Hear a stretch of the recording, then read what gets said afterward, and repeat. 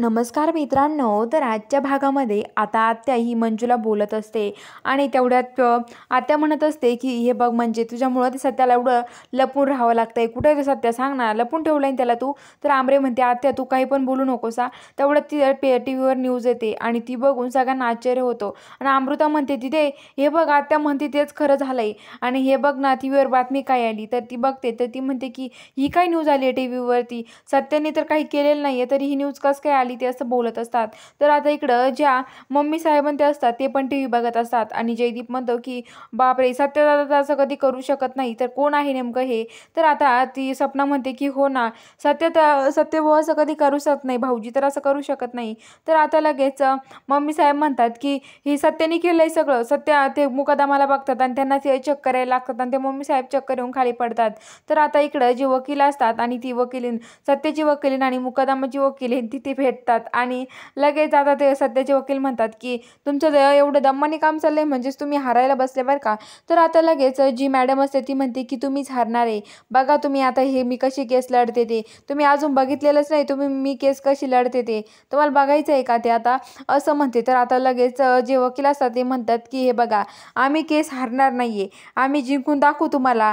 पण हे बघा तुम्ही कोर्टामध्ये साबित केलं होतं ना की सत्याने त्या मुकदमाचा खून केला, पण आता मुकदम तर जिवंत आहे, तुम्ही काय प्रूफ करू शकता याच्यावरून.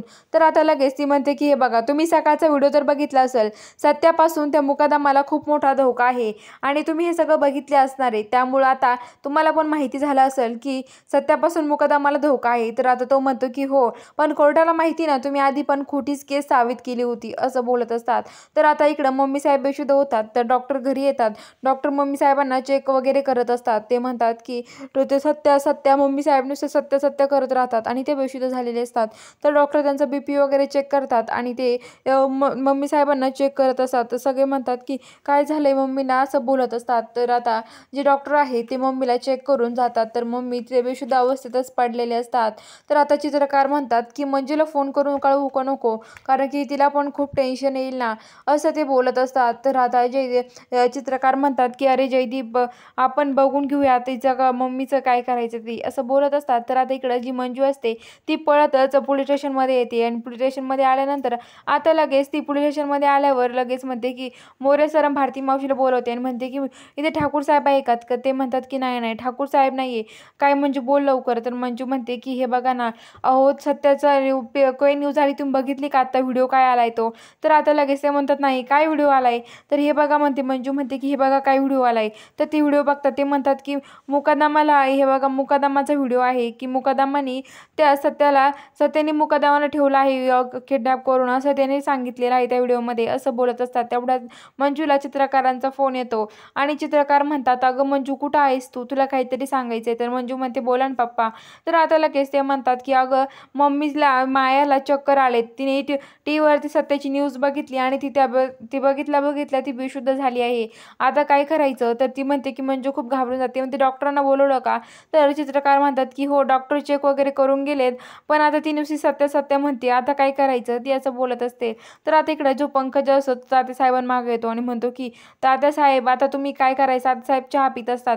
तर तात्यासाहेब मला विचारतो की तात्यासाहेब आता काय करायचे, काय प्लॅनिंग आहे तुमचा, आता याचं काय करायचं, सत्याचं काय करायचं, ते असं बोलत असतात. तर आता इकडे मंजू सत्याकडे येते आणि सत्याला म्हणते की सत्या तुला काही ते दाखवायचंय, अरे हे बघ काय पेपरला काय व्हिडिओ आलाय अरे मोबाईलवरती. तर सत्या म्हणतो काय व्हिडिओ आहे. तर ते बघतो तर तो म्हणतो की आता पहिले तर नुसता फोन केला, आता त्या मुकादमाने डायरेक्ट व्हिडिओ बनवला. त्या व्हिडिओमध्ये मुकादम म्हणत असतो की सत्या मला मारण्याचा प्रयत्न करतोय, वाचवा वाचवा असं म्हणत असतो. तर आता लगेच सत्या म्हणतो की अहो पण वाघमारे मी इथं आहे आणि ते तिकडं, असं कसं काय शक्य होऊ शकतं, असं बोलत असतात. मंजू म्हणते अरे सत्य ते जाऊ दे, पण तुला एक सांगायचं आहे मला, अरे मम्मी साहेब खूप आजारी पडले आहेत. तर सत्य म्हणतो कस काय, काय झालंय. तर आता लगेच ती म्हणते की अरे हीच न्यूज त्या मम्मी साहेबांनी बघितली आहे, त्या खूप आजारी पडले आहे. तर सत्य म्हणतो मला माहीत नाही वाघमारे, मला फक्त आता मम्मीला भेटायचं आहे. तर आता मंजू म्हणते की सत्य तुला असं बाहेर पाडता येणार नाही, त्यासाठी काहीतरी नियोजन करावं लागेल आणि ते पप्प्याला सांगितलंय मी, तो पप्प्या येईल इथे आणि मग जाऊयात आपण. तर आता लगेच पप्प्याची वाट बघत असतात. सत्य म्हणतो आता हा पप्प्या कधी यायचा बरं वाघमारे, तर मंजू म्हणते की काय माहिती, तू म्हणला होता निघतो, अजून काय आला नाही ते. अरे काय तर नियोजन करत असेल, मी याच्यावर विश्वास ठेवून बसले, पण आता काय करतो ना पप्या काय माहिती, असं बोलत असतात. तर आता लगेच मंजू सत्याला म्हणते की खरंच ना, कुठंतरी गप्पा मारत बसला असेल हा पप्या, अजून याय नाही. तर तेवढ्या तिथे पप्या येतो. तर मग लगेच पप्या म्हणतो की ओ आला हा पप्या, आता खूप मोठी गुड न्यूज घेऊन आलाय, तुम्ही घाबरू नका पप्या आहे, तुम्ही टेन्शन घेऊ नका, आला हा पप्या, असं म्हणतो.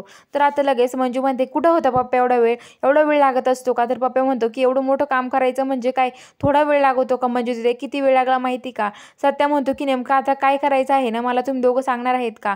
तर आता लगेच पप्या म्हणतो ते बघ मी एक गिफ्ट आणले तुमच्यासाठी, या रे इकडे दोघं पण. लगेच ते माणसाने घेऊन येतो आणि लगेच तो पिपणी वाजल्यासारखं करतो आणि म्हणतो की हे बघा हे आणले. तर आता लगेच मंजू म्हणते की भारी काम केलं पप्पा, जा लवकर आतमध्ये आणि चेंज करून या. तर सत्य म्हणतो मी असं काही करणार नाही या, मी काय एखादं नाटक हे का मला तुम्ही तीनदा चेंज करता, तीनदाच बदलून बघता, नाटक करताय माझ्यासोबत, काय चाललंय तुमचं दोघांचं हे नुसतं.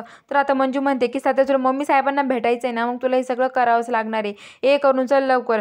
तर आता सत्य म्हणतो मी बाहुलीच आहे तशी तुमच्या बाई. लगेच सत्य जातो. मंजू म्हणते पप्पा जा लवकर घेऊन येते, दोघांना घेऊन जा.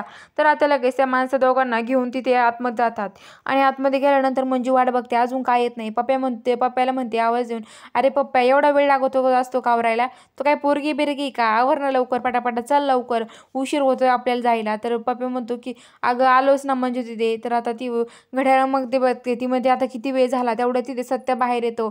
सत्याच्या पायरी साठी ओळखते सत्य आहे आणि ती नुसती सत्याकडे बघत राहते आणि सत्याला म्हणते की सत्या तू पण आता. लगेच ते म्हणते की भारी झाला तुमच्या दोघांचा. तेवढं ते दोघं पोरं पण येतात. तर आता लगेच तो पप्पा म्हणतो की याच्यात बघा टोपली असं हलवत असतो. तर लगेच ते पोरगं म्हणतं की अरे हलू नका, त्याचे साप आहे. तर ते म्हणतात खरोखरच आहे साप आहे, पण झाकण लावले, तुम्ही घाबरू नका, असं म्हणतात. पप्पा म्हणतो नाही नाही मग, असं म्हणायला लागतो. तर आता लगेच मंजू म्हणते की अरे सत्या भारी दिसतोय तू. तर लगेच आता सत्या म्हणतो की वाघमार एवढं करून काय उपयोग, मी तर ओळखू येतोय ना. तर आता मंजू म्हणते की हो ना, बघ बरं पिशवीत काय आहे का, मग आपण बघूयात काय करायचं ते. तर पिशवीत बघते तर चष्मा असतो. ती म्हणते हा चष्मा वगैरे लाव चल. आता त्यांना घेऊन ती लगेच इकडे त्यांच्या घरी येते, सर्व सत्याच्या घरी. आणि सत्याच्या घरी येऊन बाहेरून बघते कुणी आहे का, गपचूप घेऊन येत असते. तर ती लपलेला एक टाकीजवळ माणूस असतो, तो त्या ठाकूर साहेबांना फोन करून सांगतो.